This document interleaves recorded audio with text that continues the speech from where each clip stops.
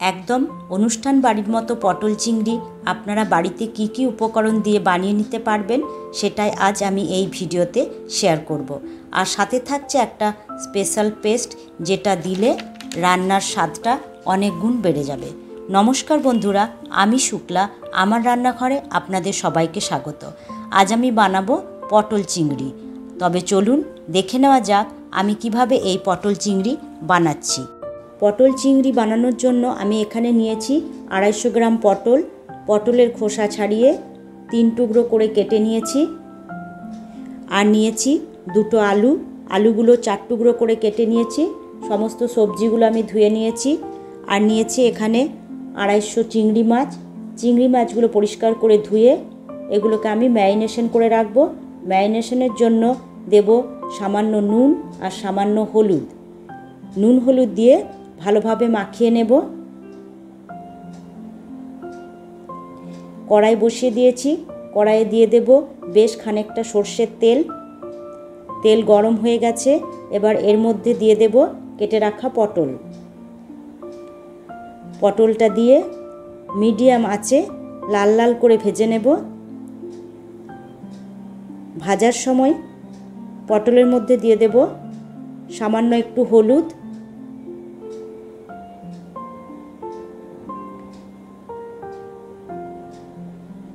পটলগুলো ভাজা হয়ে গেছে। এবার পটলগুলো তুলে নেব।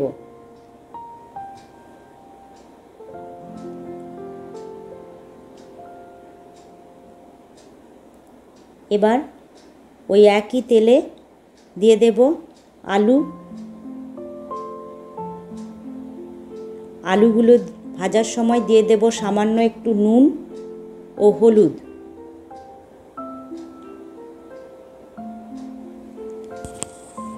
আলুগুলো লাল লাল করে ভেজে নেব। আলুগুলো লাল লাল করে ভাজা হয়ে গেছে। এবার আলুগুলো তুলে নেব।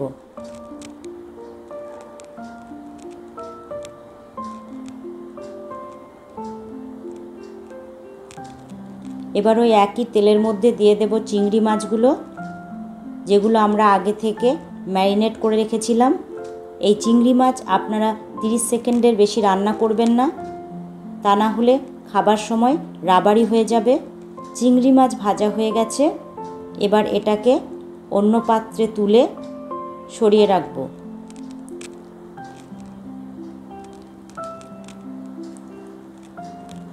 এবার ওই একই তেলের মধ্যে দিয়ে দেব একটা তেজপাতা, একটা গোটা এলাচ, কয়েকটা দারচিনি, হাফ চামচ গোটা জিরে। এবার ফোড়নটাকে 3 থেকে 4 সেকেন্ড ভালোভাবে ভেজে নেব। ফোড়নটা ভাজা হয়ে গেছে। ফোড়ন থেকে সুন্দর একটা গন্ধ বেরোচ্ছে। এবার এর মধ্যে দিয়ে দেব বেটে রাখা পেঁয়াজ। আমি এখানে 2টো পেঁয়াজ নিয়েছি।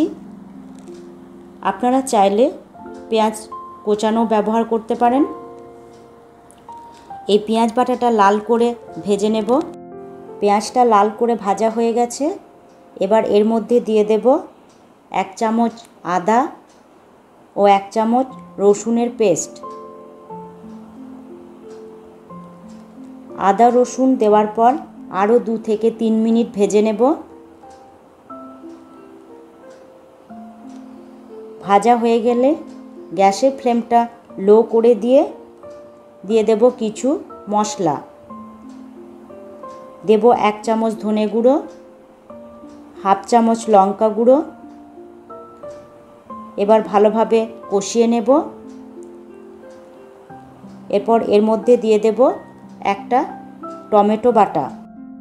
এবার ভালোভাবে কষিয়ে নেব। কষানোর সময় জল দেব না, যতক্ষণ না তেল ছাড়ছে।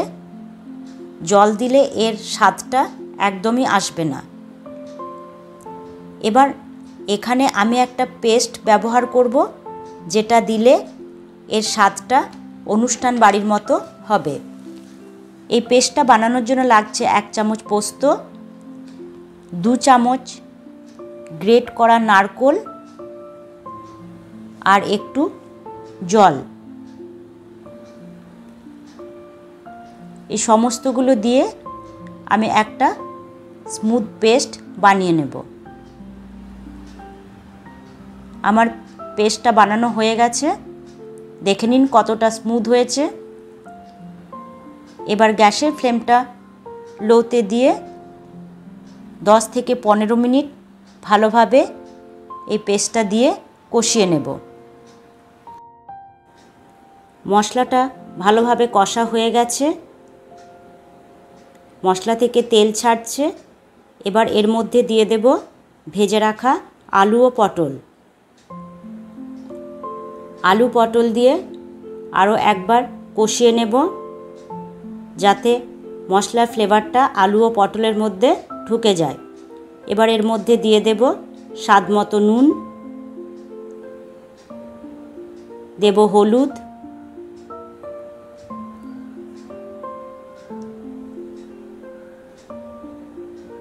আর দিয়ে দেব সামান্য পরিমাণ একটু মিষ্টি। আরও একটু ভালোভাবে কষিয়ে নেব।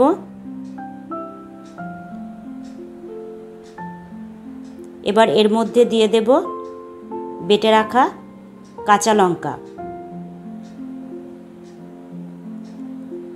সমস্ত জিনিসটাকে আরও একবার ভালোভাবে কষিয়ে নেব।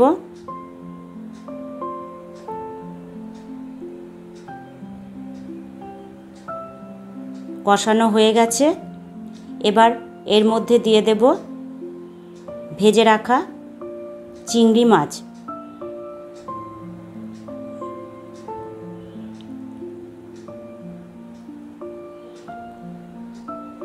চিংড়ি মাছগুলো দিয়ে আরও একবার নাড়িয়ে নেব।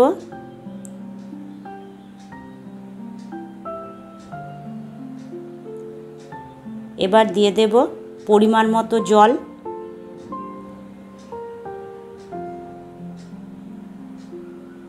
জল দিয়ে 10 থেকে 15 মিনিট লো টু মিডিয়াম আঁচে ঢাকা দিয়ে রেখে দেব, যতক্ষণ না আলু আর পটলটা সেদ্ধ হচ্ছে।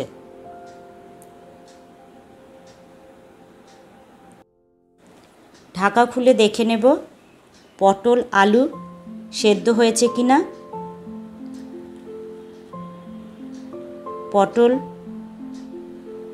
আলু দুই সেদ্ধ হয়ে গেছে, গ্রেভিটাও অনেকটাই থিক হয়ে এসেছে। এবার এর মধ্যে দিয়ে দেব হাফ চামচ ঘি,